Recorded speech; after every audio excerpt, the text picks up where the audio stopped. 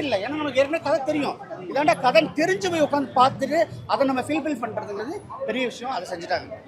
அந்த மகளா நடிச்சிருக்காங்களா அவங்களோட பர்ஃபார்மன்ஸ் சார் எங்கே தான் கண்டுபிடிக்கிறாங்க தெரியல. உண்மையிலே சொல்கிறேன், எப்படி இப்படிலாம் கண்டுபிடிக்கிறாங்க?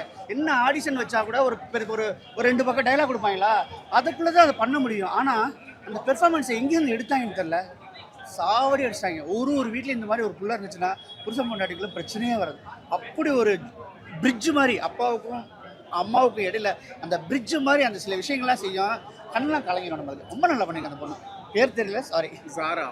ஜாரா செம்மையாக பண்ணியிருக்காங்க. உண்மையிலே ஜாராவுக்கு வந்து ஃபியூச்சர் இருக்குது. தமிழ் சினிமா கொஞ்சம் நடித்தாவே போதும், தலையை தூக்கி வச்சு ஆடுவோம். இந்த பொண்ணும் அப்படி நடிச்சிருக்குது. கண்டிப்பாக பெரிய ஃபியூச்சர். ஐயோ கருணாஸ் என்னப்பா 20 வருஷம் கழிச்சு அரசியலில் போடுறதுனால அவர் ஆர்வம் கட்டாமல் இருந்தார் போல. செம்ம கலக்கியிருக்காப்புல காமெடி. அதாவது என்னன்னா, இந்த பொம்பளைங்களை அமைக்கிட்டு விடுவாப்புல, அதுங்க அப்படியே எந்திரிச்சு வரும்போது ஒரு கட்டத்தில் விட்டுருவாப்புல. அதே வந்துட்டாலும் இல்லை இந்தியாவில் அப்படின்னு சொல்லிட்டு. ஸோ அவங்க ஒய்ஃப் கேரக்டர் ஒன்று இருக்குது, செம்ம கேரக்டரு. ஒரு இடத்துல வந்து பார்த்தீங்கன்னா அந்த பொண்ணு வந்து ரிசர்வ் தொகுதியை பெண்களுக்கு ஒதுக்கிடுவாங்க.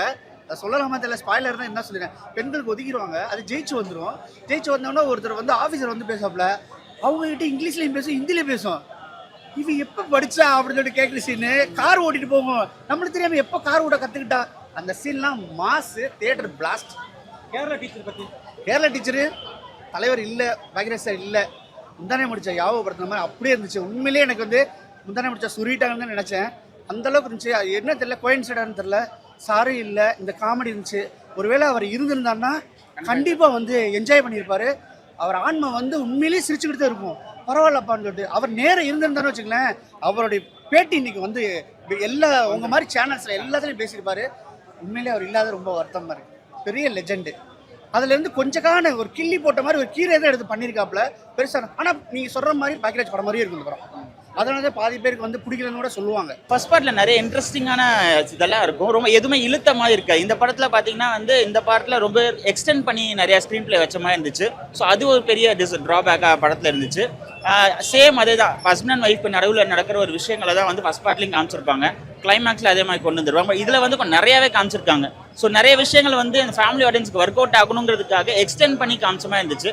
அந்த விஷயத்தை வந்து கொஞ்சம் கட்டுப்படுத்திருந்துருக்கலாம். அதாவது வந்து ஃபர்ஸ்டெல்லாம் வந்து ஒரு கொஞ்சம் மாதத்துக்கு முன்னாடி 3 மணி நேரம் படம்னாலே பயமாக இருக்கும்.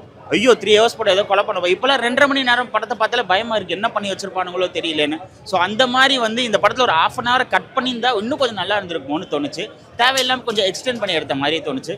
கருணாஸோட கேரக்டர் அந்த காமெடி சூப்பராக ஒர்க் அவுட் ஆயிருந்துச்சு. நிறைய இது அவர் வந்து கொஞ்சம் ஆப்போசிட் தான் வந்து ஃபீமேலுக்கு ஆப்போசிட் தான் பேசுகிறாரு. பட் இருந்தாலும் அதை வந்து காமெடியாக காமிச்சது ரொம்ப நல்லா இருந்துச்சு.